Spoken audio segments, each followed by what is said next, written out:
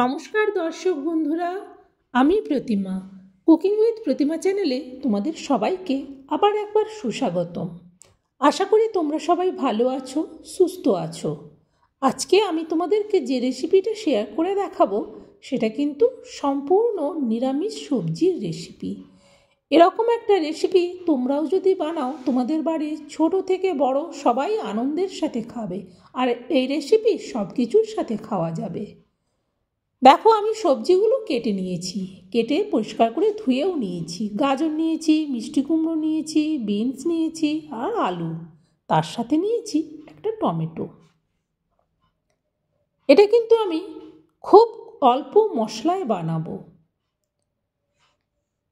এরকম একটা রেসিপি যদি আমার মতো প্রসেসে তোমরাও বানাও, সব কিছুর সাথে খুব খেতে ভালো লাগে। আমি কড়াই বসিয়ে তাতে দিয়ে দিচ্ছি তেল, তাতে দিয়ে দিচ্ছি তেজপাতা, শুকনো লঙ্কা আর দিয়ে দেবো অল্প একটু গোটা জিরে ফোড়ন।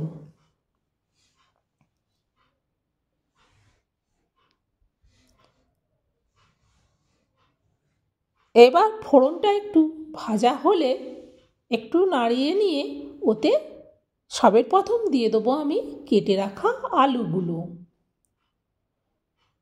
দেখো, সবজির রেসিপিতে সব সবজি একসঙ্গে দিয়ে কড়াইতে দিয়ে দিলে কিন্তু হবে না। এইভাবে আলাদা করে কাটবে, কেটে প্রথমে আলুটা দেবে। আলুটা একটু হালকা ভাজা হলেই তারপর দিয়ে দেবে কেটে রাখা গাজরগুলো। আবারও গাজর আর আলু একটু হালকা ভাজা হলে ওতে দিয়ে দেবে বিনসগুলো। তারপর আবারও তিনটা সবজিকে কিছুক্ষণ ভাজবে। যখন দেখবে তিনটে সবজি হালকা হয়ে ভাজা হয়ে গেছে, তখন ওতে দিয়ে দেবে কেটে রাখা কুমড়োগুলো। সব সবজি একসঙ্গে দিয়ে দিয়ে রান্না করলে সেই সবজির কিন্তু টেস্ট হয় না। আমার দেখানো প্রসেসে একবার বানাও, দেখবে কতটা সুন্দর স্বাদ হবে যে আর কোনো কিছুই লাগবে না। সবজিগুলো সব কিছু দেওয়ার পর এইভাবে ঢেকে দেবে। এই রেসিপিটাতে কিন্তু আমি একটুও জল দেব না, সবটাই ঢাকা দিয়ে দিয়ে করব। এতে দিয়ে দিচ্ছি ছোট চা চামচের 1 চামচ আদা বাটা। আদাটা দেওয়ার পর আবারও এটা ঢেকে দেবো। এইভাবে ঢেকে ঢেকে করলে অটোমেটিক সবজিগুলো এমনিই সেদ্ধ হয়ে যাবে। 3-4 মিনিট বাদে ঢাকনা খুলে আদাটাকে একটু উল্টে পাল্টে নেড়ে দিচ্ছি, তার সাথে সবজিগুলোও নেড়ে দিচ্ছি। এরপর দিয়ে দিচ্ছি স্বাদ মতো লবণ। লবণ দেওয়ার পর আবারও এটা একটু নেড়ে দেবে, তারপর দিয়ে দেবে পরিমাণ মতো চিনি।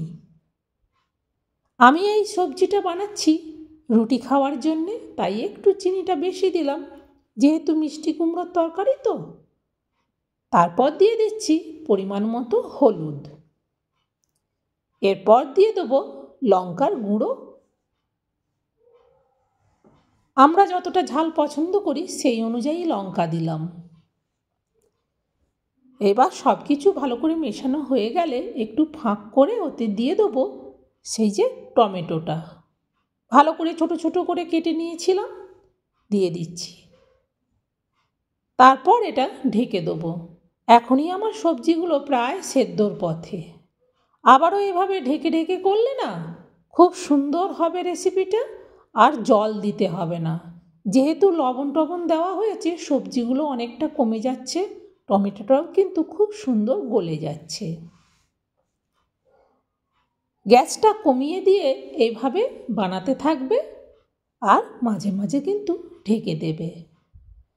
আর নতুন বন্ধুদেরকে বলবো, আমার এই সবজির রেসিপিটা যদি তোমাদের ভালো লাগে তাহলে আমাকে সাপোর্ট করে আমার পাশে থেকো। আমার রেসিপিগুলো কিন্তু একেবারে সিম্পল এবং ঘরোয়া, যাতে সব বন্ধুরাই বানিয়ে খেতে পারে। দেখো কতটা জল বেরিয়েছে। এইভাবে গ্যাস কমিয়ে রেখে লবণ টবণ সব কিছু দেওয়ার পর ঢেকে দিলে কিন্তু সুন্দরভাবে সবজিটা সেদ্ধ হয়ে যায়, আর আলাদা করে জল দিতে হয় না। আমার রেসিপিটা পুরো রেডি। চলো এবার একটা বাটির মধ্যে ঢেলে নিই। দেখো কালারটাও কিন্তু কত সুন্দর হয়েছে। তোমরা তো প্রথম থেকে দেখলে আমি কিন্তু সেইভাবে কোনো মশলাই ব্যবহার করিনি, সম্পূর্ণ নিরামিষভাবেই বানিয়েছি। তাই আমার সব বন্ধুরা খেতে পারবে। সব বন্ধুকে বলবো, যারা এখনও লাইক দাওনি প্লিজ একটা লাইক দিয়ে দিও, কমেন্ট করো আর শেয়ার করে দিও। তাহলে তোমরা সবাই ভালো থেকো, সুস্থ থেকো আর আমাকে এভাবে তোমাদের ভালোবাসা দিতে থাকো। তোমাদের ভালোবাসা পেয়ে আমি কিন্তু খুব খুশি। আমার এখন ভীষণ মনে আনন্দ যে আমার তোমাদের মতো বন্ধু আছে। এইটা ভেবে আরও খুশি হই যে আমি রেসিপিটা শেয়ার করব আমার বন্ধুদের জন্যে। সব বন্ধুদেরকেই বলবো তোমরা সবাই ভালো থেকো, সুস্থ থেকো। দেখা হবে আবার পরের রেসিপিতে। টাটা বন্ধুরা।